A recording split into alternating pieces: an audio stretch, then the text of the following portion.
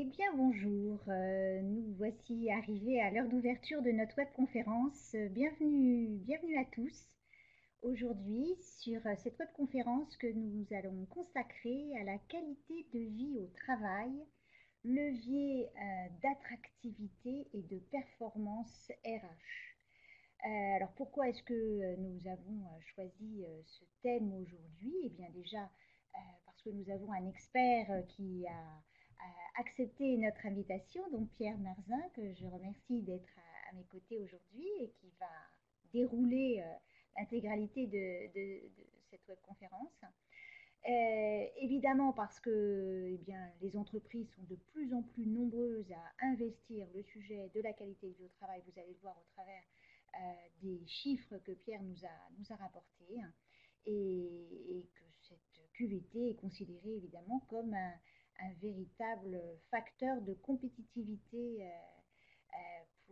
pour nos entreprises. Et c'est pourquoi vous êtes aussi nombreux à nous avoir rejoints sur cette webconférence. Voilà. Mais sans plus attendre, je passe la parole à Pierre qui va démarrer et je vous dis à tout à l'heure. Merci Véronique.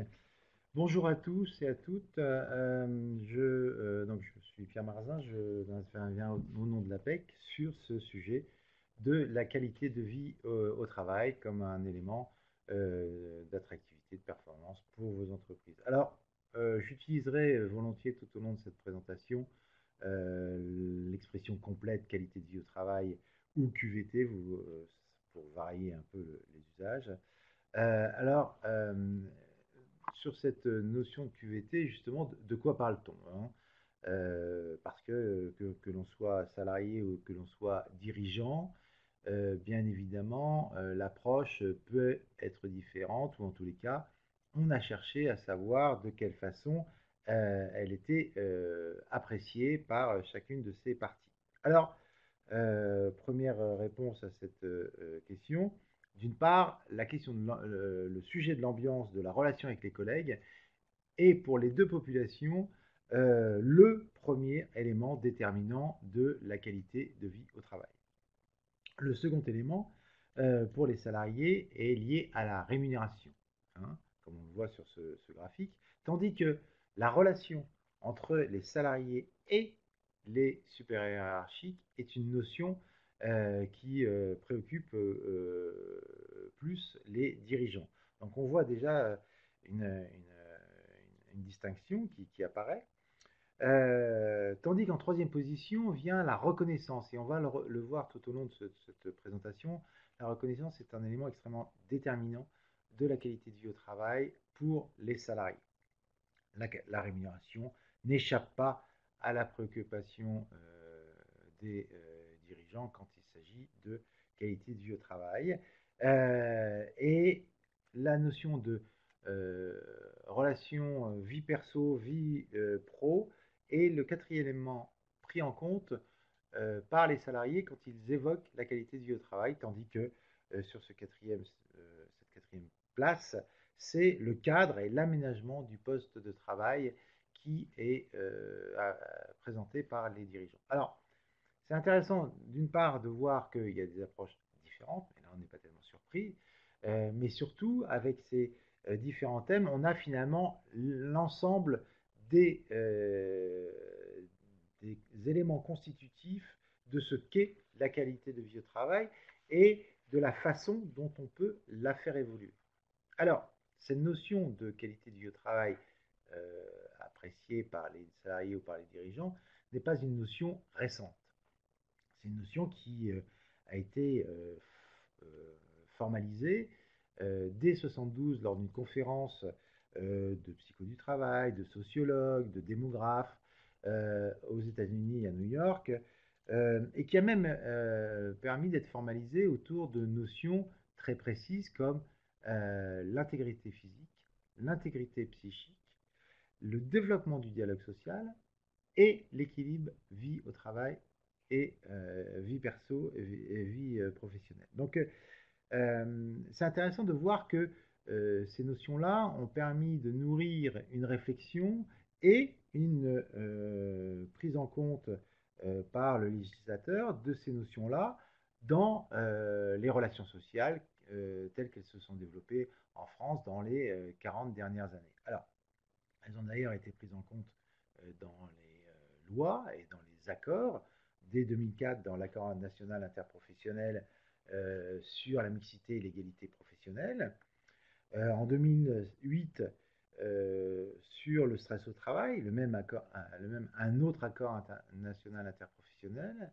Puis 2013, un accord qui est spécifiquement dédié à la qualité de vie au travail. Alors, ce qui est intéressant dans ces trois premiers textes, ce sont des accords nationaux interprofessionnels, ce ne sont donc pas des lois, mais ce sont des sujets qui ont été abordés dans le cadre de négociations.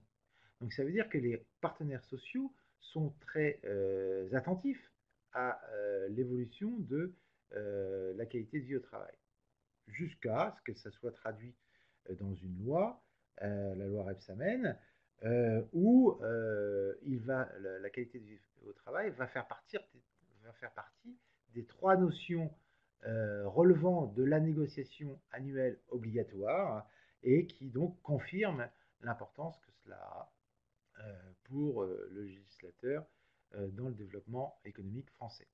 Évidemment, cette notion va être reprise dans la loi travail en 2016.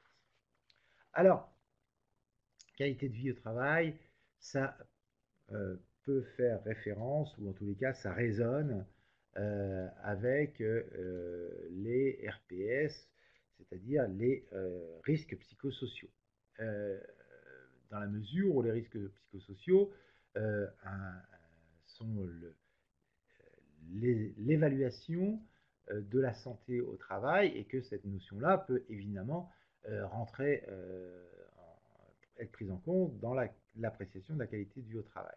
Pourtant, ces deux notions sont extrêmement différentes, même si elles sont complémentaires. Elles sont différentes dans la mesure où, d'un point de vue législatif, il n'y a pas la même approche. Il y a une obligation de résultat pour ce qui est des RPS quand il s'agit simplement d'une incitation à la mise en place pour la QUT.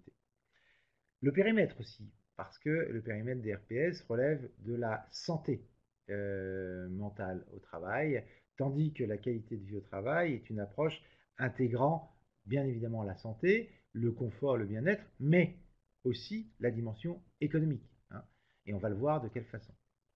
Sémantique aussi, parce que quand on parle de RPS, de risques psychosociaux, on parle de risques. Hein. C'est donc un vocabulaire qui est assez anxiogène, dans lequel d'ailleurs on va rajouter le stress, on va rajouter la violence, l'épuisement professionnel, le harcèlement, enfin toutes ces notions qui sont des notions à prendre en compte quand on est dirigeant d'entreprise ou RH, mais qui ne sont pas les plus, passez-moi l'expression, les plus sexy de la négociation. Tandis que côté qualité de vie au travail, on est sur une approche plus positive, où on va traiter du bien-être, de la performance, de la compétitivité. C'est une approche aussi qui est différente si on parle de santé, puisque, et même j'allais dire, de notion de travail. Le travail vu à travers le prisme des RPS, c'est d'abord de la souffrance. Hein. En tous les cas, c'est une source de souffrance. Tandis que côté qualité de vie de travail, c'est une notion de développement qui est prise en compte. Et enfin, concernant les relations avec les partenaires sociaux et le dialogue social, les RPS, c'est d'abord une dimension de santé, tandis que la qualité de vie au travail, c'est une question beaucoup plus globale qui va être le sujet de l'amélioration des aspects économiques, de l'approche compétitivité, de la cogestion, qui va être au cœur de l'échange avec les partenaires sociaux. Donc deux notions extrêmement différentes qui ont pour objectif de servir l'entreprise. Parce que, évidemment, pourquoi se préoccuper de cette qualité de vie au travail au-delà de la dimension légale que l'on a pu voir précédemment?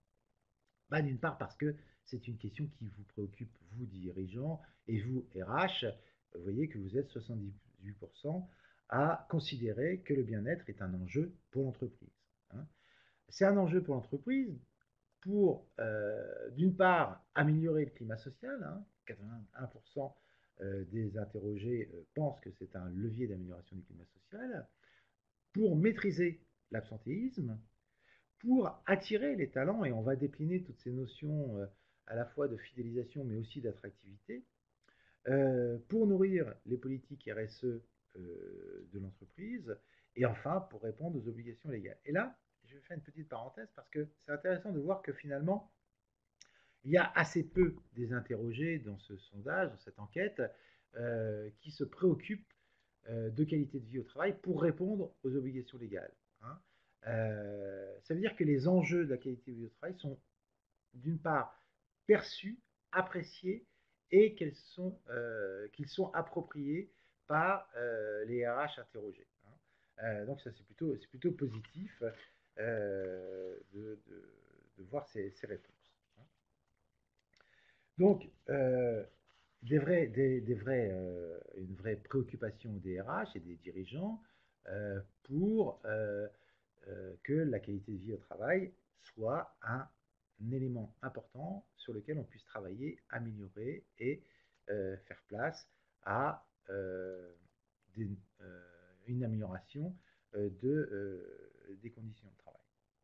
Alors, 50% en matière de qualité du travail, 50%, quelques chiffres. C'est à votre avis le pourcentage des cadres. Alors vous m'excuserez, mais il y a un petit biais sur ces chiffres qui sont d'une part le biais des cadres, et c'est mon émanation de l'APEC qui fait cela, et puis sur la notion de... non, excusez-moi, je m'avance trop vite. Donc, je reviens sur ce premier chiffre. 50%, c'est le pourcentage des cadres qui se rendent avec plaisir au travail, ou bien, à votre avis, qui n'arrivent pas à prendre leur congé, ou bien qui ont des problèmes de sommeil. Eh bien, 50% ont des problèmes de sommeil. Donc, c'est un élément qui va être aussi à prendre en compte quand on va réfléchir à la qualité du travail. Alors, ils sont nombreux à avoir répondu n'arrivent pas à prendre leur congé. Parmi les personnes qui répondent à notre question en direct. En direct, et oui, Voilà. Ben, ils sont nombreux et probablement qu'ils ont. Ça fait partie aussi des réflexions qu'il faudra mener pour que chacun puisse aller jusqu'au bout et justement peut-être résoudre cette question du problème de sommeil. Hein. Alors, quand on pense qualité de vie au travail, on pense absentéisme. À votre avis, quel est le taux d'absentéisme moyen en France dans le secteur privé? 2,87%, 3,78% ou 4,55%? Eh bien, nous sommes sur un taux qui est quand même près de 5% d'absentéisme. Et c'est une notion, là encore, qu'il faut avoir à l'esprit parce que l'absentéisme, on sait le coût que cela a pour l'entreprise, à la fois le coût financier, mais le coût en désorganisation, en renommée, en réactivité, etc. Donc, ils sont majoritaires à avoir répondu la bonne réponse. Eh bien, ils rejoignent absolument les chiffres de l'enquête. Absolument. Combien coûte 1% d'absentéisme en pourcentage de la masse salariale pour une entreprise? 0,91%, 1,87%, 3,22%? Eh bien, ça représente 1,87% de la masse salariale pour 1% d'absentéisme. Alors, votre réponse? Eh bien, là, c'est assez partagé en fait. Hein. Sur les trois, on est. Au regard des réponses, oui, j'avais pris un tiers partout. D'accord. Quatrième notion d'aborder sur ce questionnaire, 50%, 55% de l'absentisme est-il lié à la santé, à l'âge ou à la famille, à vos claviers, ou bien à des facteurs d'origine professionnelle? Eh bien, 50% de l'absentéisme est lié à 55% à des facteurs d'origine professionnelle. Alors, ils sont tous d'accord là. Voilà.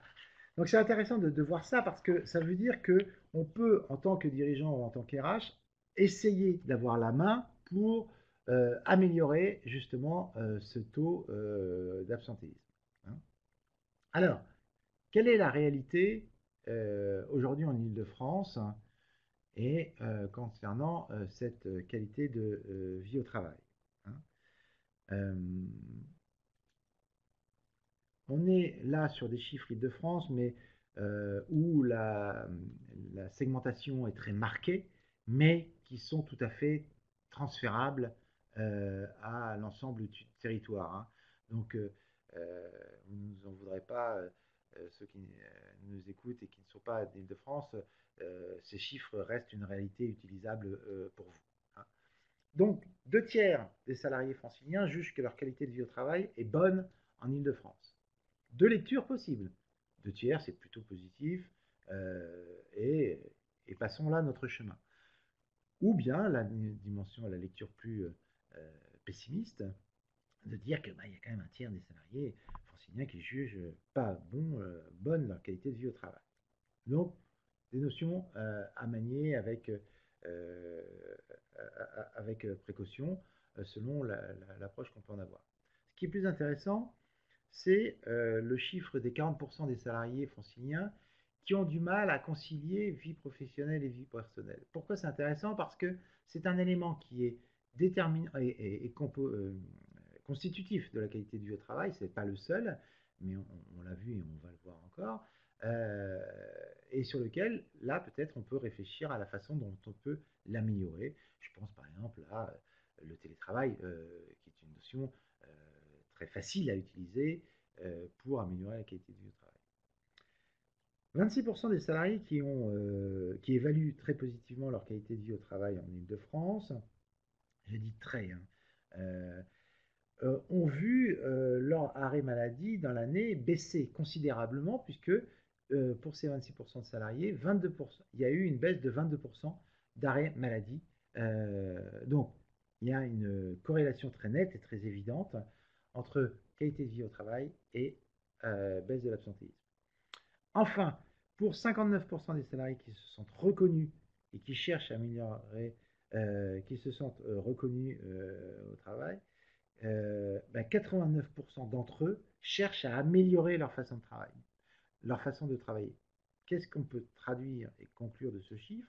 C'est que la reconnaissance est un élément extrêmement déterminant dans la mobilisation de ses collaborateurs et donc dans l'amélioration et la perception de la qualité de vie au travail.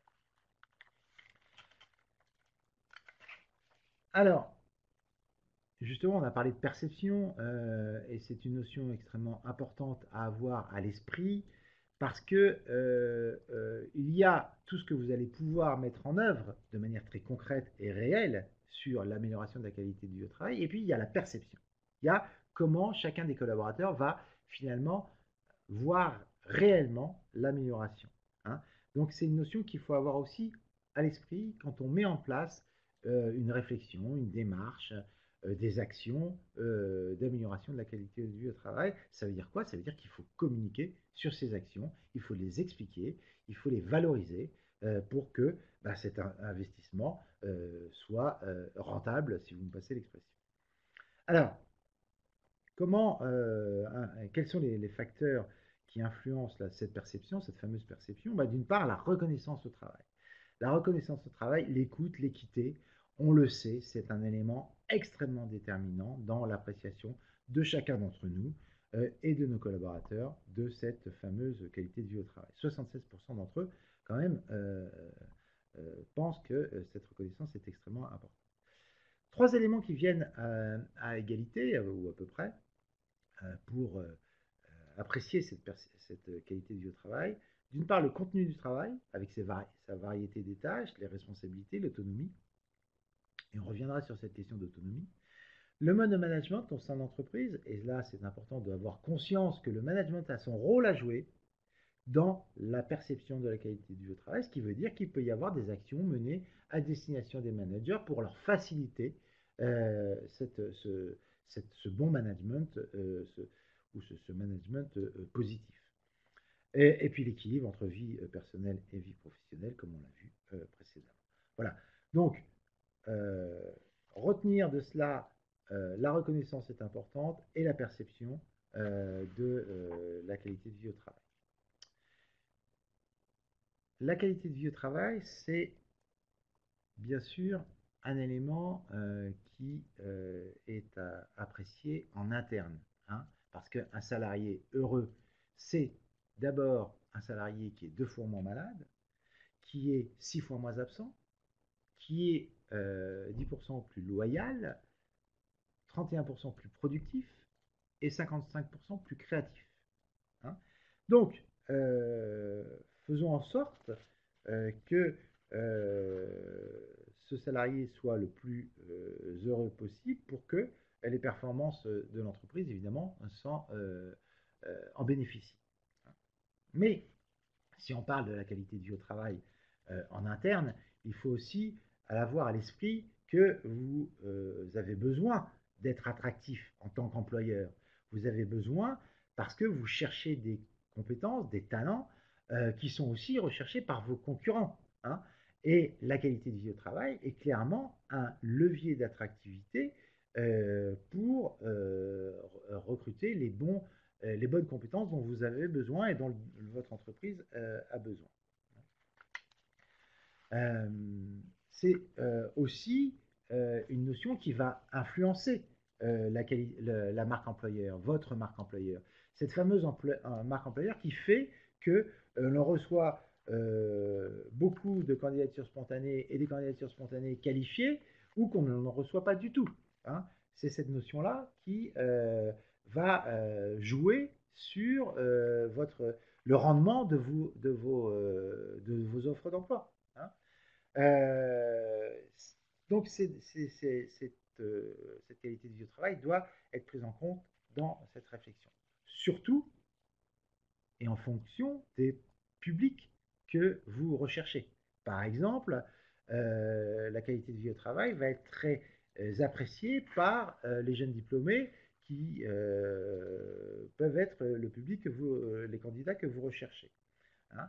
52% d'entre eux accordent de l'importance aux avis qui vont être partagés sur les différentes plateformes, que ce soit Best Workplace ou Glassdoor ou Viadeo ou LinkedIn, laissés par vos collaborateurs et qui vont parler de la qualité de vie au travail, hein. D'autant que ces jeunes diplômés sont sensibles à des éléments qui sont très très pris en compte par l'amélioration de la qualité de vie au travail. Je pense à des horaires flexibles, on en a parlé précédemment, au fait d'être dans un degré d'autonomie important, 78% attendent de s'auto-manager, hein, 78% de ces jeunes diplômés, 59% d'entre eux attendent de pouvoir pratiquer le télétravail, même ponctuellement, ou d'avoir accès à un espace de coworking pour 49%. Donc, horaire flexible, autonomie, télétravail et coworking sont des éléments qui peuvent être pris en compte lorsqu'on met en place une réflexion sur la qualité de vie au travail ou des actions, particulièrement quand il s'agit d'attirer les jeunes diplômés. Alors, on a parlé d'attractivité, mais il faut aussi parler de fidélisation, de rétention des talents, hein, parce que ce n'est pas le tout de les attirer et de les recruter, encore faut-il les garder. Et donc, la QVT a aussi son rôle dans cette fidélisation. On le voit très bien là. Si la question du salaire, quels sont les facteurs qui m'amènent à partir? Voilà, c'est la question qui a été posée. Quels sont les facteurs qui m'amènent à partir? Eh bien, d'abord, le salaire plus attractif ailleurs, bien sûr, mais aussi les conditions de travail, le stress, la charge de travail est trop éprouvante, ou l'insatisfaction par rapport au poste actuel, qui sont, pour ces deux derniers thèmes, des éléments qui participent du développement de la qualité de vie au travail. Donc vous voyez que la qualité de vie au travail, c'est un élément d'attractivité, mais c'est aussi un élément de fidélisation. Alors, un besoin de proximité accru pour 67%. Alors, c'est assez paradoxal ce que je vais vous présenter là, parce que 67% des collaborateurs interrogés ont confiance dans leur manager. Mais finalement, ils considèrent qu'il y en a quand même 48%, 48% considèrent quand même qu'ils les guident et les orientent pour atteindre des objectifs. Donc, il y a à la fois une confiance dans le manager, mais aussi un besoin d'autonomie qui ne se retrouve pas forcément, au point que 10% d'entre eux trouvent que leur latitude d'action et de décision ont abaissé dans les derniers temps. Alors, comment ça se traduit en matière d'action, cette notion de qualité de vie au travail dans les entreprises? Vous voyez que là, ce slide présente les actions de prévention des risques psychosociaux, les actions d'amélioration de qualité de vie au travail ou l'accord de qualité de vie au travail autour de trois approches. D'une part, est-ce que oui, il y a des actions qui sont mises en œuvre? Les bâtons en bleu clair. Hein. Et bien là, on voit que par exemple, sur les actions de prévention en matière de RPS, de risques psychosociaux, 48% des entreprises ont mis en œuvre des actions, avec quand même une baisse de 10% par rapport à l'enquête climat précédente. Mais ce qui pourrait être, si on s'en tenait à cette lecture un peu pessimiste, finalement est à prendre de manière assez positive si on se rapproche du troisième thème, l'accord sur la qualité de vie au travail, où il y a quand même 41% des entreprises qui ont signé un accord de qualité de vie au travail, donc plus de 25% en plus par rapport à la dernière enquête, et dans lequel il est fort à parier que la notion de risques psychosociaux a été prise en compte. Donc, s'il y a moins d'actions qui ont été menées sur les actions de prévention, c'est aussi peut-être et surtout parce qu'il y a plus de prévisions et d'accords qui ont été pris en compte sur ces notions. Hein. Voilà, donc là, il y a quand même un autre élément à retenir de ce slide, c'est que d'une part, il y a beaucoup d'entreprises qui mettent des actions en œuvre, et si elles ne sont pas toutes à avoir mis des actions en œuvre, elles sont quand même nombreuses à avoir réfléchi à des actions qu'elles vont potentiellement mettre en œuvre. Ouais, ça représente quand même, pour le coup, 88% des entreprises qui ont mis des actions ou qui vont mettre en œuvre des actions d'amélioration des qualités de qualité de vie au travail. Donc, c'est une notion qui est clairement une notion prise en compte par les entreprises. Alors, vous allez me dire, mais c'est bien beau tout cela, mais je fais comment? Eh bien, vous pouvez vous faire aider par l'association nationale, l'Agence nationale de l'amélioration des conditions de travail, qui vous propose un certain nombre de modules pour piloter votre démarche d'amélioration, pour établir des diagnostics, pour expérimenter des modes d'action et pour évaluer ce que vous avez pu mettre en œuvre. Donc, je vous encourage fortement à vous rapprocher de l'ANACT et des ARACT, donc les agences régionales d'amélioration de qualité de vie au travail, qui sont présentes sur tout le territoire national et qui sont tout à fait à même de vous aider, de vous accompagner dans votre réflexion et dans votre action d'amélioration de la qualité de vie au travail dans votre entreprise.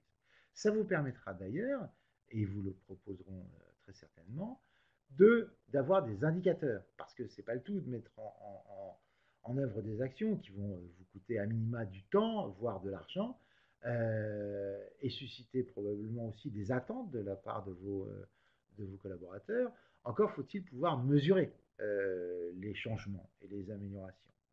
Alors, trois approches pour créer des indicateurs sur ce thème.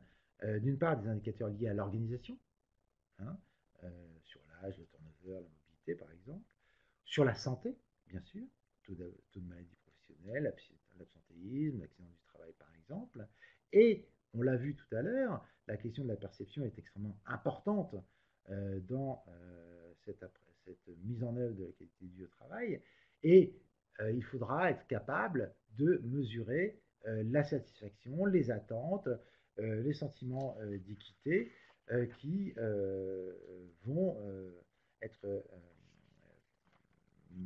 manifestés par vos collaborateurs. Alors, ces indicateurs sont d'ailleurs aussi des bons moyens d'apprécier la qualité de vie au travail sous son énorme diversité. Euh, Alors, j'ai une petite question à te poser. D'Aude de Poupart-Lafarge, elle nous demande en quoi l'âge et le genre est un indicateur de QVT. Donc, sur la slide précédente, il est indiqué. L'âge et genre, indicateur Ouais. lié à l'organisation. Ah ben, écoutez, c'est par exemple, on peut mesurer l'égalité femmes-hommes dans l'entreprise et se rendre compte que ben, jusqu'au CODIR, vous avez une proportion plus importante de femmes que d'hommes, et puis arrivé au CODIR, c'est l'inverse. En quoi c'est un indicateur de la qualité du travail? Simplement sur la notion d'équité, par exemple. Ça veut dire que je suis femme dans cette entreprise dont je viens de parler, avec cette répartition, je peux avoir le sentiment que l'équité, qui est quand même un élément important de l'appréciation de la qualité du travail, n'est pas respectée. Voilà en quoi la question de l'âge ou du genre peut être prise en compte. Autre, on va rebondir sur l'âge sur la formation, être, on a vu que la perception est importante dans la qualité du travail. La formation qui va être uniquement dévolue aux moins de 45 ans. Et à partir de 45 ans ou de 50 ans, on n'a plus accès à la formation. Là, c'est clairement un sentiment d'injustice qui va naître et qui va impacter cette notion de qualité du travail, sans compter les éléments qu'on a pu voir sur l'efficacité, le bon développement économique de l'entreprise, qui sont bien évidemment qui vont aussi être impactés par cette. Voilà.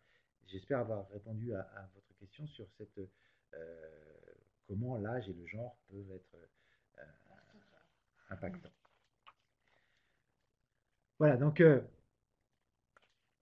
je conclurai cette présentation par rappeler que la qualité du travail, on l'a vu, ça rassemble un certain nombre d'éléments extrêmement variés. Hein, et l'un des éléments qui revient aussi dans ce baromètre, c'est la perspective d'évolution. Alors là, la perspective d'évolution, je vais me permettre une petite parenthèse, particulièrement à destination des PME, des TPE. Parce que moi, quand je vous rencontre dans vos bureaux, RH ou dirigeants, vous me dites, ah, mais moi, dans la PME, l'évolution, on ne peut pas changer de poste. Oui, possible qu'on ne puisse pas changer facilement de poste. Mais pour autant, on peut tout à fait évoluer dans son métier. Et j'aime utiliser cette double question que je vous propose, à savoir, et vous pouvez vous l'approprier d'ailleurs, ce questionnement, poser à vos collaborateurs la question suivante. Qu'est-ce que tu faisais l'année dernière et que tu ne fais plus? Qu'est-ce que tu ne faisais pas et que tu fais aujourd'hui? Et là, vous avez le croisement d'une évolution de périmètre hein, qui forcément montre et décrit l'évolution, une évolution interne au poste. Hein. Donc, la notion d'évolution n'est pas étrangère à la qualité de vie au travail dans les PME. Hein. Voilà, donc je vous laisserai lire la variété des thèmes sur lesquels ont été sollicités les salariés, donc en bleu sombre, les managers en bleu canard et les DRH, qui ont des approches assez différentes, mais qui peuvent permettre de nourrir votre réflexion. Voilà, donc j'en ai terminé avec cette présentation sur la qualité de vie au travail, son rôle, son intérêt, la façon dont on peut l'approcher.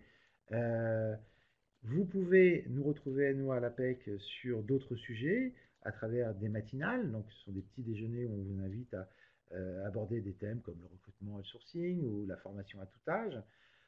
Des ateliers qui sont plutôt des formats d'une demi-journée avec des groupes plus restreints, où on travaille de manière très concrète sur la construction de la marque employeur, la mise en place des entretiens professionnels, etc. Et puis différentes interventions externes que l'on peut mener, comme celle que j'ai pu mener aujourd'hui aux côtés de Véronique. Eh bien, merci beaucoup Pierre pour cette intervention, comme toujours extrêmement intéressante, extrêmement riche en informations. Merci pour toutes vos questions, très très nombreuses, et pour votre participation. Je vous invite, comme à chaque fois, à nous mettre votre appréciation en 2 clics sur cette enquête de satisfaction. Et j'espère vous retrouver tous très nombreux lors de nos prochaines webconférences. Merci Pierre, à bientôt. Merci Véronique.